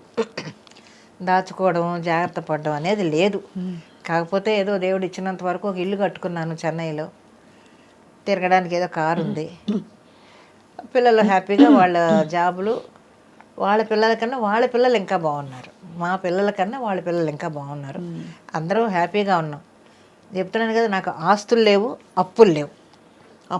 హాయిగా ఉంటే అప్పు లేకపోతే హాయిగా నిద్రపడుతుంది. అవును, ఒక్క పైసా, సింగిల్ పైసా అప్పు లేదు, ఆస్తులు లేవు. ఉన్నంత వరకు ఏదో వచ్చిందా, నా కుటుంబానికి హెల్ప్ చేసుకున్నానా. ఇప్పటికీ కూడా ఇక్కడ నేను ఉండి, ఎందుకంటే పిల్లల మీద ఎవరి మీద మనం ఆధారపడకుండా నా మెడిసిన్స్ వరకు నేను సంపాదించుకుంటే చాలు అనే దానితోటే తప్ప వాళ్ళందరూ ఎందుకు నువ్వు అక్కడ ఉంటావు, నువ్వు వచ్చే అని గోలన్నమాట. ఎందుకమ్మా మీకు ఉండడం, అంటే బంధాలు అలా ఉంటేనే ముద్దుగా అందంగా ఉంటాయి అనిపిస్తుందా మీకు? అవును, ఎందుకంటే మనం ఇంకా ఇప్పుడు మూల కూర్చొని అలా కూర్చుంటే కూర్చోలేం. నేను అసలు కూర్చోలేను. మామూలుగా ఇంట్లో రూమ్లో ఉన్నా కూడా అది తీసి ఇది తీసి అది సర్దుతూనే ఉంటాను అనమాట. ఎప్పుడు ఫోన్ చేసి ఏం చేస్తున్నావు అంటే నా రూమ్ సర్దుకుంటున్నాను అంటాను. ఎప్పుడు చూడు రూమ్ సర్దుతూనే ఉంటావా అంటారు మా ఇంట్లోంచి. అలాగా అది అలవాటైపోయింది. అందువల్ల గమ్ముని ఇంట్లో కూర్చోలేను. 4 రోజులు ఇంట్లో సైలెంట్గా కూర్చుంటే అస్సలు కూర్చోలేను, ఏదో పని చేసుకోవాలి.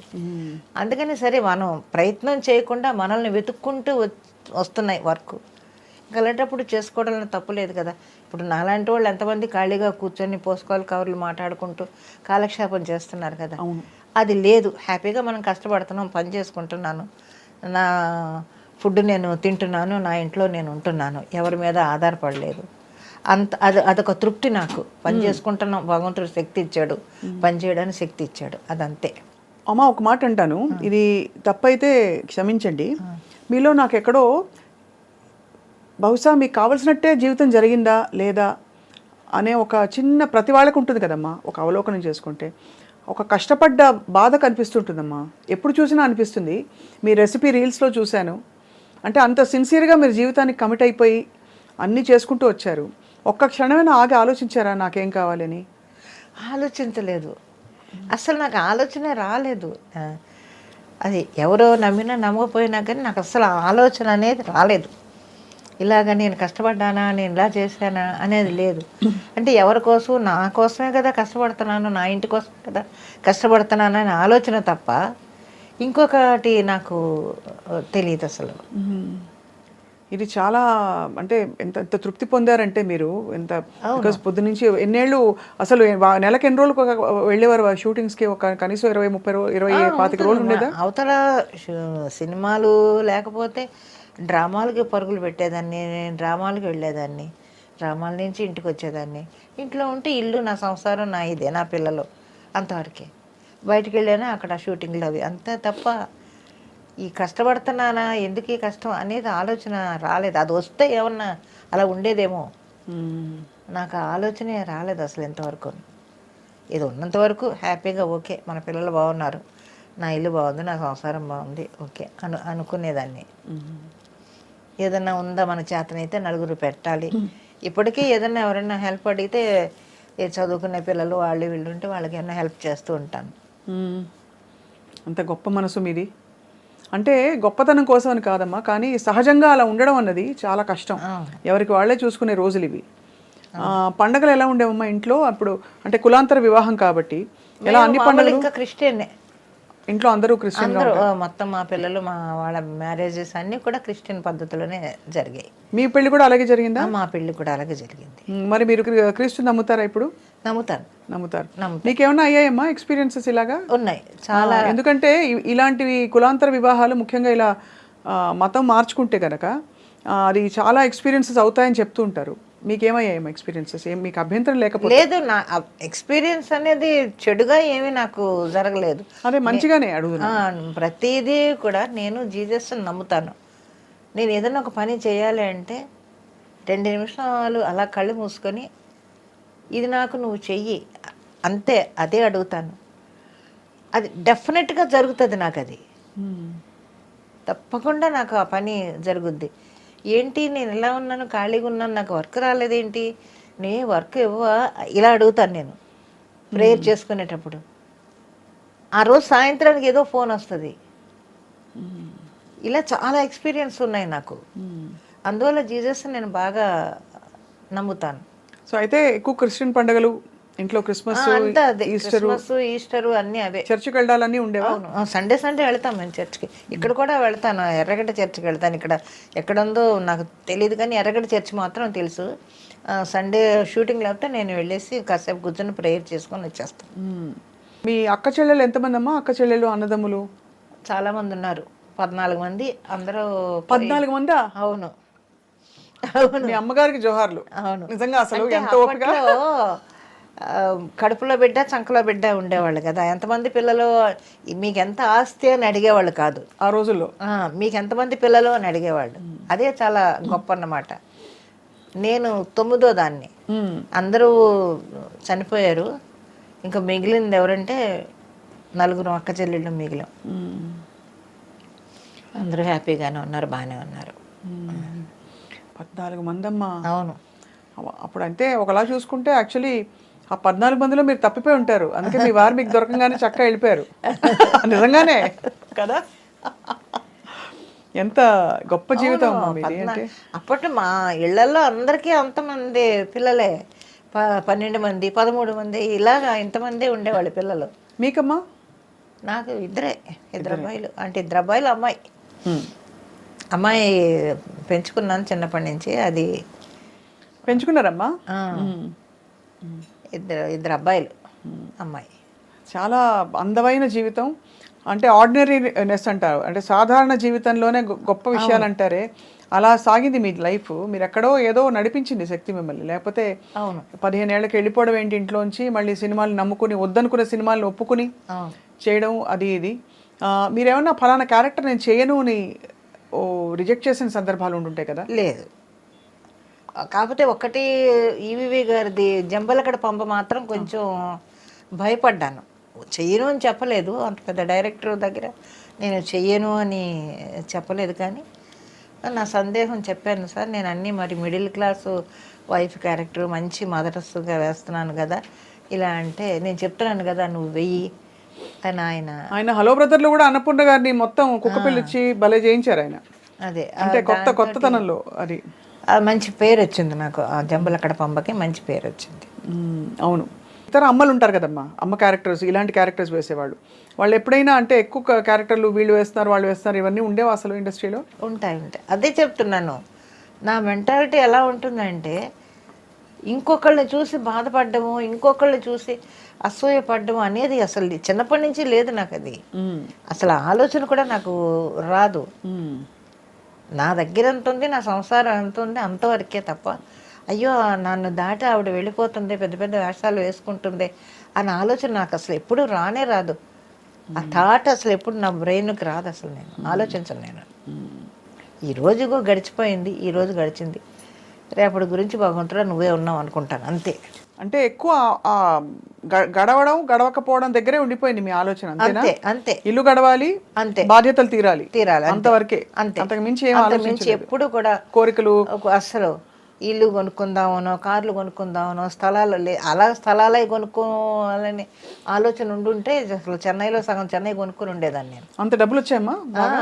బాగా సంపాదించారు. అవును, అలాగ ఉండేదాన్ని. అప్పుడంతా తక్కువే కదా. నాకు తెలిసి కిలో మాంసం 2 రూపాయలు. మరి అప్పుడు కూడా తినడానికి తిండి లేక మా పెద్దబాబు పుట్టిన తర్వాత అవస్థలో పడుతుంటే మా ఆయన ఫ్రెండ్ జోసఫ్ అని, ఆయన డ్రైవరు, కారు డ్రైవరు, లలిత శివజ్యోతి కంపెనీలో. వాళ్ళిద్దరూ పరిచయం అయ్యి ఎక్కడ అంటే మాది రామచంద్రపురం, మాది పెద్దాపురం అని. అయ్యో మనం ఒకటేనా. అప్పటి నుంచి వాళ్ళిద్దరు కలిసి సినిమాలకు వెళ్ళడం అలాగే ఉండి అతను ఆ బేటా తీసుకొచ్చి ఇచ్చేవాడు అన్నమాట. అప్పుడు ఎంత ₹2 ఎంతో బేటా అనుకుంటాను డ్రైవర్కి. వాళ్ళ లలిత శివజ్యోతి కంపెనీలో బేటా తీసుకొని నేను బిడ్డని కానీ ఇంట్లో ఉన్నాను, ఆకలి, డబ్బులు లేవు, నేను వర్క్కి వెళ్ళలేను. అటువంటి పరిస్థితుల్లో వచ్చి ₹1 ఇచ్చేవాడు అతను. ₹10 తను పెట్టుకొని మిగతా డబ్బులు ఇచ్చేవాడు అనమాట. ఇస్తే మా ఆయన వెళ్ళి ఆ బియ్యం, పప్పులు, ఉప్పులు అన్నీ తెచ్చి అప్పుడు వండుకునేవాళ్ళం. ఆ దాంట్లోనే అప్పుడు మాంసం ఎంత ₹2 కిలో, ఒక ½ కిలో మాంసం తెచ్చుకొని కైమా తెచ్చుకొని అలాగా తిన్నాం. అలా ఎన్ని రోజులు అతను చూశాడు మా ఆయన ఫ్రెండ్ జోసఫ్. ఎంత పెద్ద విషయం అమ్మా. మరి ఆయన తర్వాత అంటే మళ్ళీ మీరు తిరిగి ఆయన చూసుకోవాల్సిన పరిస్థితి చాలా సార్లు వాళ్ళు. తర్వాత ఇక్కడ ఆవిడేమో దీంట్లో పనిచేసేది, కళ్యాణి హాస్పిటల్లో వర్క్ చేసేవారు ఆవిడ నర్సుగాను. తర్వాత పిల్లలు తీసుకొని వాళ్ళు రామచంద్రపురం వెళ్ళిపోయారు, మొత్తం ఫ్యామిలీ చెన్నై నుంచి షిఫ్ట్ అయ్యి. తర్వాత ఆయన పోయిన తర్వాత ఎప్పుడైనా ఆవిడ మేము వెళ్ళినప్పుడు మాత్రం రామచంద్రపురం వెళ్ళి వాళ్ళని చూసి వాళ్ళ ఇంట్లో ఉండే వచ్చేవాళ్ళం అందరం. కానీ చాలా ఆశ్చర్యం ఏంటంటే అమ్మా, మీరు అంత సినిమాలు ఉండి కూడా చేతిలో పెద్దబాబు పుట్టినప్పుడు అప్పటికి సినిమాలు ఎక్కువ ఎక్కువ లేవు కాబట్టి మీకు ఆర్థిక ఇబ్బందులు. అవును. తర్వాత ఏం లేవుగా ఇబ్బందులు ఉన్నాయి. ఇబ్బందులు లేవనుక మేము పడిన కష్టాలు ఎవరు పడి ఉంటారు అసలు. ఉదాహరణకి ఆయన అంటే ఆర్థికంగానే. ఎందుకంటే ఇంట్లో వాళ్ళని అడగకూడదు, మా కాళ్ళ మీద మేము నిలబడాలి, మేము బతకాలి, మాకు ఇదే. దాంతో మరి ఎక్కడ ఏవిఎం స్టూడియో, ఎక్కడ అమ్యూజికర్, ఎలా వెళ్తారు? 10 పైసలు బస్సు టికెట్ లేదు మా దగ్గర. ఆయన నేను కబుర్లు చెప్పుకుంటూ జాలీగా నడుచుకుంటూ వెళ్ళిపోయేవాళ్ళం, అంతంత దూరాలు నడుచుకొని. ఎన్ని కిలోమీటర్లు బాబు. మరి అలాగా లైఫ్ చాలా చేసాం, చాలా కష్టాలు పడ్డాం. కష్టాలు అంటే అసలు అంతా ఇంత కష్టాలు కాదు, మేము పడిన కష్టాలు. నేను మా ఆయన ఇద్దరం. అప్పుడు ఈ పరిషత్తులకి ప్రైజులు వెండి కప్పులు ఇచ్చేవాళ్ళు. ఆ కప్పులు అమ్మేసుకొని, మెళ్ళో సూత్రాలు అమ్మేసుకొని పడ్డాం. నానా అంత కష్టాలు పడలేదు మేము. ఏ రోజు కుంగిపోలేదు అయితే? లేదు, ఎప్పుడు బాధపడలేదు. కానీ ఏదో వర్క్ వస్తుంది, చేసుకుంటున్నాం, దాంతోనే గడుస్తుంది. వచ్చినప్పుడు కాసేపు అలా కూర్చొని సరేలే రేపు ఏదో జరుగుతుందిలే అని అనుకోవడం, అంతే. కానీ దాదాపు భారం, బాధ్యత అంతా మీ మీదే పడింది కదా? నా మీదే పడింది. అది కూడా అంటే ఒక విధంగా చూస్తే ఆయన ఇల్లు చూసుకున్నారు, అంటే కొంతవరకు పిల్లల్ని చూసుకోవడం మీరు లేనప్పుడు అది. కానీ పిల్లల్ని చదివించి తీర్చిదిద్ది వాళ్ళ పిల్లలు ఇంకా బాగుండేలా చూసారంటే అది మీరు చాలా గొప్ప విషయం కదమ్మా. సో అయితే మరి తర్వాత మళ్ళీ ఫ్యామిలీస్ని ఎప్పుడు కలిసారు ఫస్ట్ మీరు పిల్లలు పుట్టేశాక?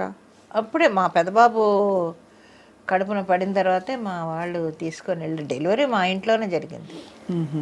మా పెద్దబాబు డెలివరీ మా ఇంట్లోనే జరిగింది, పుట్టింట్లోనే జరిగింది. ఏమిటో మానవ సంబంధాలు, జీవితం ఇవన్నీ చూస్తే అంటే అర్థం కాదమ్మా అవి.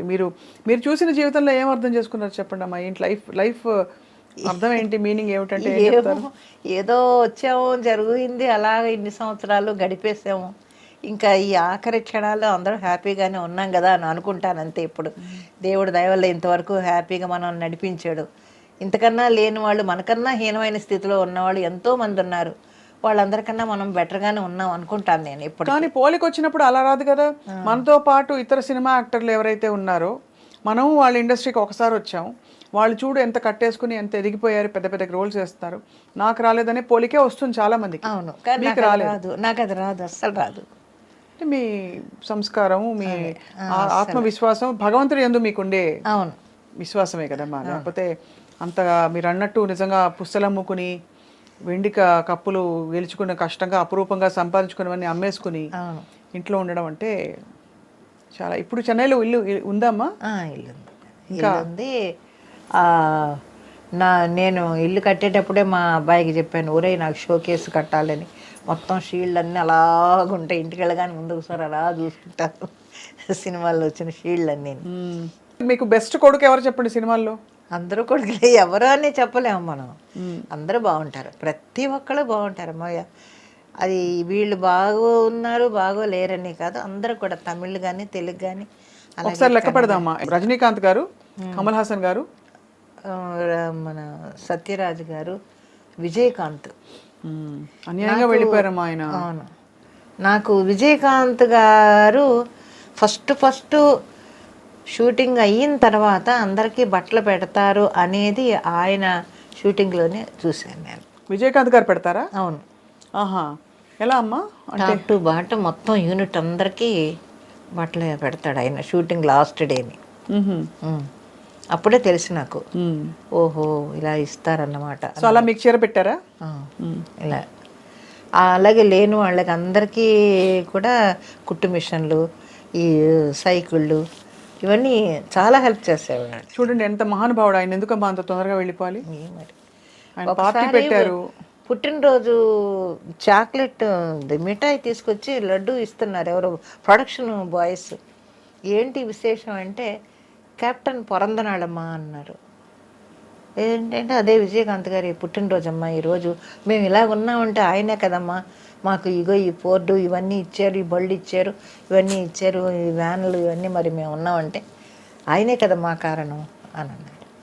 అలాంటి హెల్ప్లు ఆయన చాలా చేశారు. తెలుగులో ఎవరమ్మా మీకు బాగా ఇష్టమైన కొడుకు?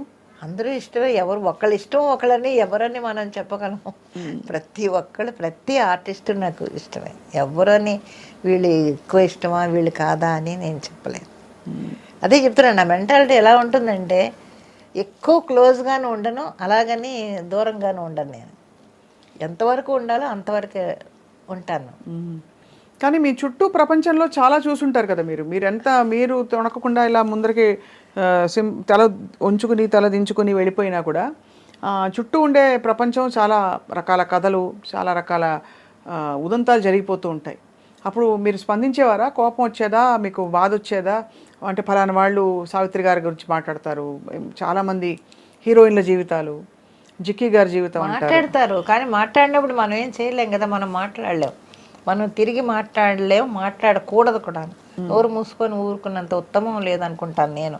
ఎందుకంటే దానివల్ల ఇంకా లేనిపోయిన తలకాయ నొప్పులు. అనవసరంగా ఎందుకు మాట్లాడతారు, అనవసరంగా ఎందుకు వీళ్ళందరూ ఇలాగ లేని అన్నీ బయటికి లాగుతారని బాధపడతాను, నాలో నేనే బాధపడతాను తప్ప అది ఇంకొకరితో పంచుకోను నేను ఎప్పుడున్నా. ఎందుకు వీళ్ళకి అయిపోయింది జరిగిపోయింది దాని గురించి వీళ్ళు మళ్ళీ ఊరుకుంటారు ఎందుకు అనుకుంటాను తప్ప నేను ఇంకెవరితోటి దాని గురించి డిస్కస్ చేయను అసలు నేను. ఇప్పుడు మీరు అవుట్డోర్కి వెళ్ళినప్పుడు ఎలా హ్యాండిల్ చేసేవారమ్మా మీరు?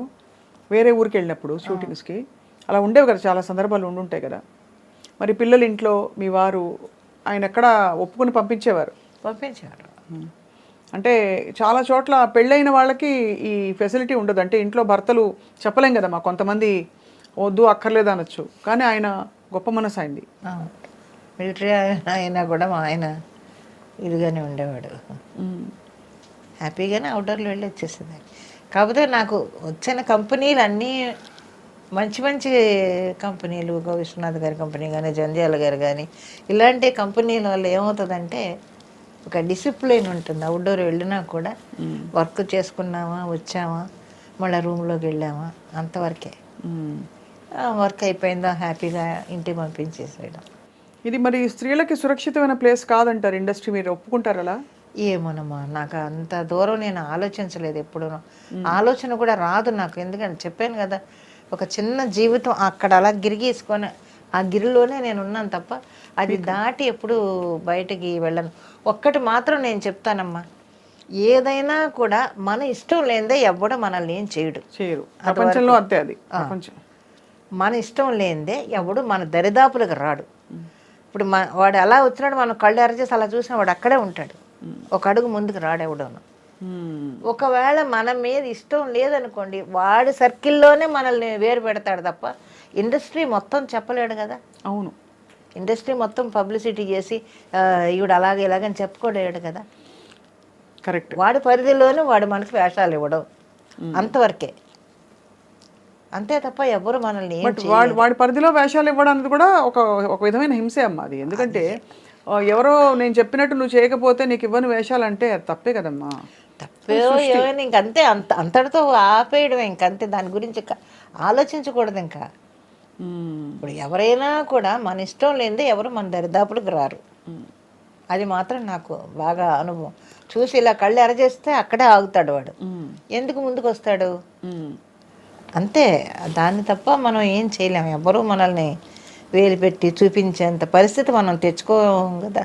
చాలా జీవితం చూస్తారమ్మా మీరు. అంటే అఫ్ కోర్స్ మీ వయసుకి తగ్గట్టే మీరు చూశారు. అయినప్పటికీ చాలా లోతుగా జీవితం సారం అర్థం చేసేసుకున్నారు మీరు. అయితే ఇప్పుడు వెబ్ సిరీస్లు, టీవీ సీరియల్స్ అన్నీ చేస్తారు కదమ్మా మీరు. ఏంటి మీకు బాగా హ్యాపీనెస్ ఇచ్చే విషయం ఏంటి? Job satisfaction. మంచి క్యారెక్టర్ వేసాము. అవును, జనంలోకి రోజు వెళుతుంది క్యారెక్టరు.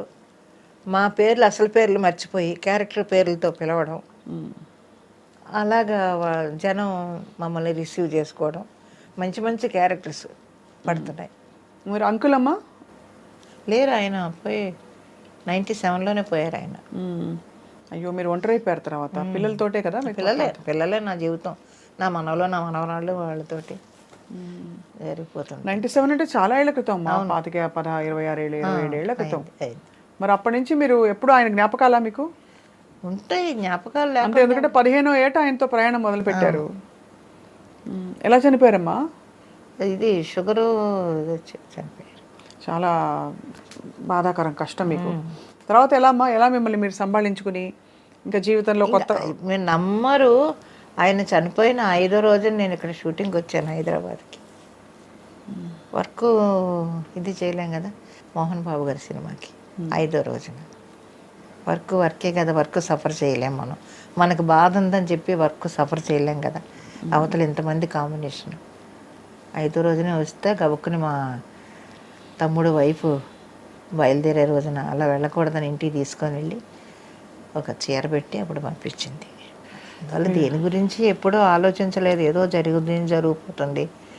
కష్టం వచ్చిందా కాసేపు అలా కూర్చొని కళ్ళు మూసుకొని కాసేపు ప్రేయర్ చేసుకుంటాను. నేను ఫస్ట్ చేసుకునేది ప్రొడ్యూసర్లు అందరూ బాగుండాలి అనుకుంటాను నేను. ఎందుకంటే ప్రొడ్యూసర్ లేదే మనం లేము. సో డెఫినెట్గా మంచి ప్రతి ప్రొడ్యూసరు హ్యాపీగా ఉండాలి. అతని కింద ఇన్ని కుటుంబాలు బతుకుతున్నాయి కదా అని అనుకుంటాను నేను. అందుకని ప్రొడ్యూసర్ చల్లగా ఉండాలని కోరుకుంటాను నేను ఎప్పుడు. ఇంకా మీరు మరి ఇన్ని క్యారెక్టర్ వేసేసారు కాబట్టి వర్క్ సాటిస్ఫాక్షన్ కూడా చూసేశారు, మెమెంటోలో అవార్డులు చూసేశారు, కావాల్సిన వాటెవర్ డబ్బులు అవి చూసేశారు. ఇప్పుడు మీరు ఎంచుకోండి, మీ క్యారెక్టర్ మీరు రాసుకోండి అంటే ఎవరి పాత్ర వేస్తారు? ఎలాంటి పాత్ర వేయదలుచుకున్నారు? ఎలాంటి పాత్ర అంటే దాన్ని ఉదాహరణకి నేను చెప్తాను, అమ్మని ఎలా చూడాలనిపిస్తుందో.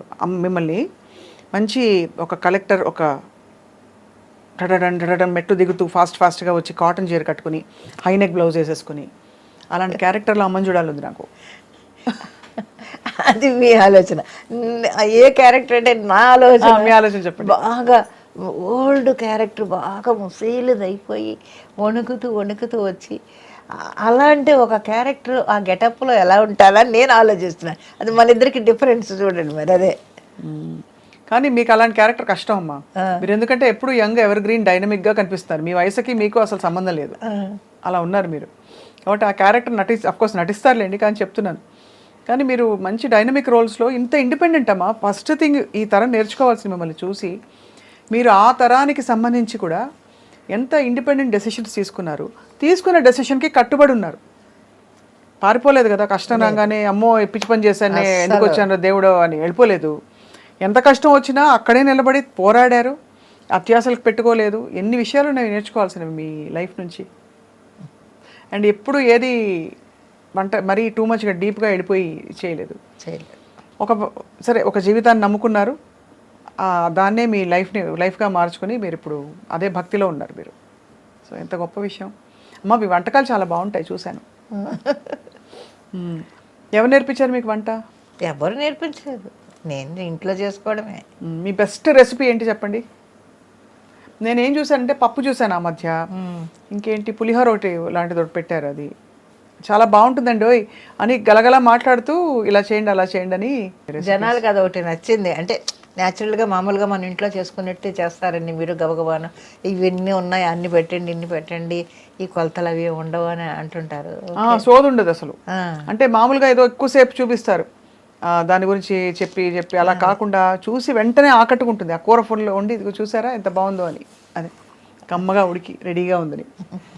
అయితే అమ్మ ఇంటికి వెళ్దాం ఒకరోజు భోజనానికి. మనం తప్పకుండా చేస్తాం. నా ఇంటికి కాదు, నా రూమ్కి. మీరు ఇల్లు అంటే మళ్ళీ చెన్నై. ఇప్పుడు ఇక్కడే ఉన్నారమ్మా హైదరాబాద్లో? అంటే ఇవాళ పొద్దున్నే వచ్చాను ఊరి నుంచి.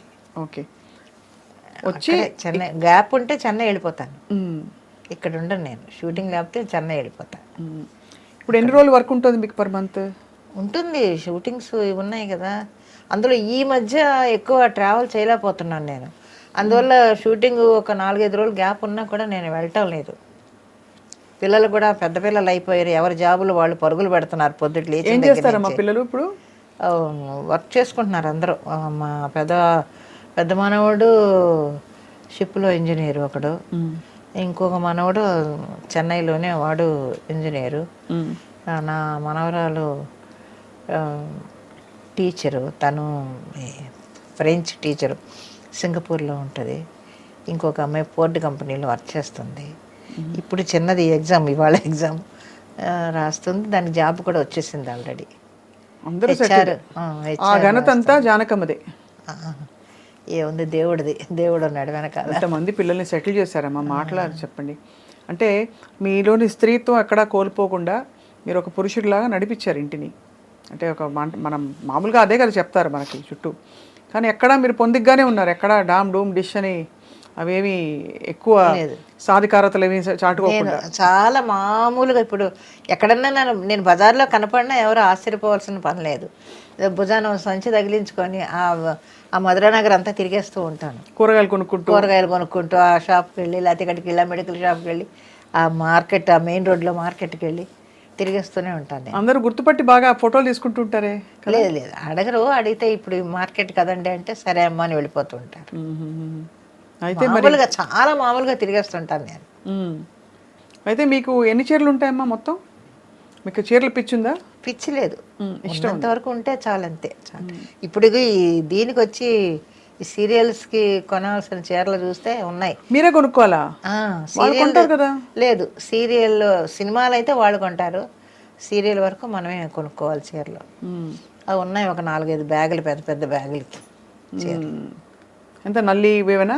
ఎక్కువ నేను చెన్నైలోనే కొంటాను. రంగాచారి, తులసి సిల్క్స్, ఇంకా ఉన్నాయి అవే కదా షాపులు. పాండి బజార్ నిండా బోల్డ్ షాపులు. ఇప్పుడు అన్ని రకరకాల వెరైటీలు వచ్చాయి చీరలు. సో అయితే అలా హ్యాపీగా జానకమ్మ మనవల సంతోషాన్ని చూస్తూ మీరు ఒంటరిగా ఉంటారా అయితే ఇంట్లో అమ్మా? మీరే మిమ్మల్ని చూసుకుంటారా? నేనే. మరి మధ్యలో దగ్గో జలుబో ఏమన్నా వస్తే? దేవుడు ఉన్నాడు, అంతేనా? అంతే. ఏదైనా హెల్త్ ప్రాబ్లం వస్తే చెన్నై వెళ్ళిపోతాను. ఇక్కడ డాక్టర్ దగ్గరికి వెళ్ళినా, ఏదైనా దగ్గు జలుబు లాంటిది అయితే పక్కన ఆయన గాంధీ గారు అని ఉన్నారు, డాక్టర్ గారు. ఆయన మెడిసిన్ ఇస్తే తొందరగా తగ్గిపోద్ది. ఆయన మీద కూడా నాకు ఎక్కువ నమ్మకం. ఒక డోసు ఇవ్వగానే వెంటనే నార్మల్కి వచ్చేస్తుంది.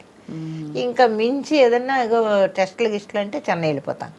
అస్సలు ఇక్కడ షూటింగ్ లేనప్పుడు కాలక్షేపం ఇంట్లోనే నాకు అదే కాలక్షేపం. టీవీ చూసుకుంటూ, లేదు టీవీ కూడా పగలు పెట్టుకొని, ఏదో సాయంత్రం కాసేపు పెట్టుకుంటాను. అది సర్దుకోవడం, ఈ బట్టలు తీసుకుని మళ్ళీ మడతలు పెట్టుకోవడం, మళ్ళీ వేసుకోవడం, ఇవే చేస్తుంటాను. ఇంట్లో ఉన్న ఒక్క రూమ్నే అక్కడక్కడే తిరుగుతూ ఉంటాను. మీరు సర్దుకోవడం రెండు అంతే కదా. ఇంట్లోనే అక్కడ ఆ రూమ్లోనే సర్దుతూ ఉంటాను. ఇవాళ పొద్దున్న వచ్చాను, రూమ్ అంతా సర్దాలే అని పడేశాను. ఇప్పుడు చూస్తే పిచ్చిగా ఉంది. ఇప్పుడు ఇంటికి వెళ్ళి మళ్ళీ రేపు పొద్దున్న షూటింగ్ అన్నీ తీసి పెట్టుకొని మిగతా సర్దుకోవాలి. చాలా బాగుందమ్మా. అసలు ఒక పోలిక ఏంటంటే అంజలిదేవి గారు హార్మోనిస్ట్, ఒక ఆయన హార్మోనియం వాయించి ఆదినారాయణరావు గారిని అప్పుడు ఆయన ఇష్టపడి చేసుకున్నారు. మీరు అలా మీ వారిని ఇష్టపడి చేసుకుని ఆ జీవితాన్ని అలా కొనసాగించి దాదాపు ఇప్పుడు చూసేవాళ్ళందరూ ఇన్స్పైర్ అవుతారు, ఇష్టపడిన వాళ్ళే చేసుకోవాలి లైఫ్లో అని. అది కాబట్టి చాలా గ్రేట్ లైఫ్ అమ్మా మీది. చేసుకుని ఉండాలి, అది మెయిన్. అది కష్టాలు పడినా కూడా, దెబ్బలాడుకున్నా, కష్టాలు పడినా, ఏం పడినా కూడా చివరి వరకు ఉండాలి. అదే లైఫ్. పిల్లల కోసమనో లేకపోతే వాళ్ళ కోసమనో ఇద్దరు కలిసి ఉన్నప్పుడే ఆ లైఫ్ ఆనందంగా ఉంటుంది తప్ప ఒకరోజు కాకపోయినా ఇంకో రోజైనా హ్యాపీగా ఉంటారు కదా. అలా కాకుండా నీ మటు నువ్వు వెళ్ళిపో, నా మటు నేను వెళ్ళిపోతా, ఇంకా లైఫ్ ఉండదు. ఇంకా అవును. అలా పురపచ్చాలు వచ్చాయమ్మా మీ మధ్య, మీ ఇద్దరి మధ్య? వస్తూ ఉంటాయి. భార్యాభర్తలు అన్న తర్వాత రాకుండా ఎలా ఉంటాయి? అది పెద్ద ఏముండవు, చిన్న వస్తూ ఉంటాయి. మళ్ళీ మామూలే అంతే. ఏదో చిన్న చిలిపి తగాదాలాంటి ఏదో వస్తూ ఉంటాయి. ఆయన అరిస్తే నేను అరుస్తాను, నేను అరిస్తే ఆయన అరుస్తాడు, అంతే. మళ్ళీ సాయంత్రం మళ్ళీ మామూలు, మళ్ళీ ఇంటికి రాగానే మళ్ళీ పెట్టు అన్నం తిను, అది తిని, అంతే. మరి ఓహోనే పెద్ద గొడవలు ఎప్పుడూ రాలేదు మా మధ్య. చాలా వెరీ వెరీ ఇన్స్పైరింగ్ స్టోరీ అమ్మ మీది. అంటే కొన్ని ఇంటర్వ్యూస్లో చూసాం కానీ ఇలా డైరెక్ట్గా కలిసి మాట్లాడితేనే అసలు ఏమిటో అర్థమవుతుంది. ఏంటి జానకమ్మ ఇంత క్వైట్గా ఉంటారు ఎప్పుడు అని. ఎక్కువ ఏమీ మిమ్మల్ని కాంట్రవర్సీస్లో చూడలేదు, వివాదాల్లో ఇరుక్కోరు ఎప్పుడు, మీ పాటికి మీరు ఉంటారు అంతే. అంతే. మళ్ళీ అంటూ జన్మ ఉంటే మీరు మిలిటరీ వాళ్ళనే చేసుకుంటారా, సినిమాల్లోనే నటిస్తారా, జానకమ్మగానే పుడతారా? ఏమో మనం ఏం చెప్తామమ్మా, మీ కోరిక. ఏమో నాకు అసలు కోరిక. 7 జన్మలు అంటారు కదమ్మా, మీ వారిని మళ్ళీ మీరు పెళ్లి చేసుకుంటారా? ఇది సూటిగా చెప్పండి. కానీ ఒకటి అది మాత్రం నిజం, ఆయన ఎప్పుడూ కూడా భర్త అనేవాడు ఎంత ప్రేమించేవాడో ఆ ప్రేమను పొందిన వాళ్ళకే తెలుసు డెఫినెట్గా. అది మాత్రం నిజం. మా ఆయన నన్ను చాలా ప్రేమగా చూసేవాడు. అంటే ఏంటి ఫర్ ఎగ్జాంపుల్? అంటే రాగానే మీకు అలా అని కాదు, ప్రేమ అనేది దాన్ని ఎలాగా చెప్పాలి అనేది తెలీదు. చాలా ప్రేమగా, అది వర్ణించలేనంత ప్రేమ, అది చెప్పగలం అంటే అనిపించిన దాన్ని. కాబట్టి అబార్షన్ అయ్యి మంచం మీద ఉన్నాను, వచ్చి ఇలాగా బాత్రూమ్కి వెళ్ళి మళ్ళీ ఆ మంచం మీదకి వెళ్ళేటప్పటికి బాత్రూమ్ నుంచి మంచం వరకు బ్లీడింగ్ మీకు మొత్తం తుడిచి క్లీన్ చేసి నన్ను తీసుకొని వెళ్ళి శుభ్రంగా అంతా కడిగి మళ్ళీ అన్నీ శుభ్రంగా బట్టలు మార్చి ఆ రూమ్ అంతా క్లీన్ చేసి ఏ మగాడు ఎవడ చేస్తాడు అలా. అవన్నీ మరి కళ్ళతో చూసినప్పుడు మనకి ఏమనిపిస్తుంటుంది,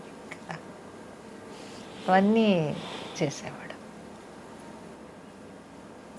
ఇప్పటికీ పడుకుంటే చనిపోయినా కూడా నాకు అది కళ నిజమా అని అనిపిస్తూ ఉంటుంది.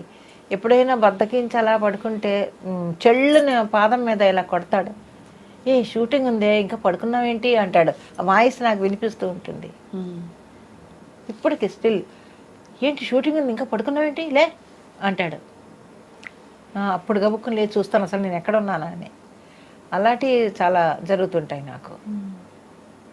సిగరెట్ కాల్చేవాడు, ఎప్పుడైనా నా రూమ్లో సిగరెట్ వాసన వస్తుంటుంది ఇప్పటికి. సిగరెట్ వాసన ఎక్కడ వస్తుందబ్బా అనుకుంటాను నేను. ఓహో నువ్వు ఇక్కడే ఉన్నావు, ఇలాగే మాట్లాడతాను, ఏంటి నువ్వు ఇక్కడే ఉన్నావా నువ్వు అంటుంటాను నేను. అలాంటి ఇన్సిడెంట్స్ కొన్ని జరుగుతూ ఉంటాయి. అవును, అలాంటివన్నీ చేసేవాడు. జీవితంలో చాలా ఇదిగా ఉండేవాడు ఆయన. మా ఆయన ఎవరికన్నా పెట్టడంలో కానీ మనకి లేకపోయినా ఇతరులకి పెట్టేవాడు. అవన్నీ చేసి ఆ గుణం ఎలా వస్తుందో మరి పెట్టేవాడు, అందరికీ పెట్టేవాడు. మనం వండుకుందాం లేవే, మనం తిందాం లేవే, పాపమే వాళ్ళు వచ్చారే అన్నం పెట్టేద్దామే అనేవాడు. వెరీ వెరీ ఇన్స్పైరింగ్ అమ్మా. అటువంటివన్నీ చేసేవాడు ఆయన. ఇంటికి వస్తే 2-3 కప్పులు కనిపించేవి కాదు, వెండి కప్పులు. ఏమయ్యాయి అంటే, పాపమే నా ఫ్రెండ్ వాళ్ళ ఆవిడ హాస్పిటల్లో ఉంది, డెలివరీ టైము, డబ్బులు లేవన్నాడు, నిన్ను అడగడానికి నువ్వు కూడా లేవు కదా, షూటింగ్కి వెళ్ళిపోయావు కదా, అందుకని ఏం చేయాలో తోచలేదు నాకు, ఆ కప్పులు తీసి తాకట్టు పెట్టి ఇచ్చేసాను అనేవాడు. ఇలా ఇటువంటివన్నీ చేసేవాడు. అప్పుడంటే వెండి ఇచ్చేవాళ్ళు, ఇప్పుడు వెండి కాదు చెక్క ముక్కలు ఇస్తున్నారు. అంతే కదా, కరెక్ట్. అమ్మా ఇంతకీ సార్ పేరు? జాన్ బాబు. వాళ్ళ వైపు చుట్టాలందరూ ఎక్కడ ఉన్నారమ్మా ఇప్పుడు? చాలామంది పోయారు, ఎవరు లేరు. వాళ్ళ మగ నాన్న ఎవరు లేరు. పెద్దాపురమే, ఆయనది పెద్దాపురమే, మా ఊరు పెద్దాపురమే, ఇద్దరిది ఒకటే ఊరు. తప్పకుండా. అయితే మీరిద్దరూ అంటే మరి మీకు పునర్జన్మ ఉంటుందో లేదో నాకు తెలియదు కానీ తప్పకుండా మళ్ళీ అంటూ ఎక్కడో మీరు సార్ కలుసుకుంటారు తప్పకుండా.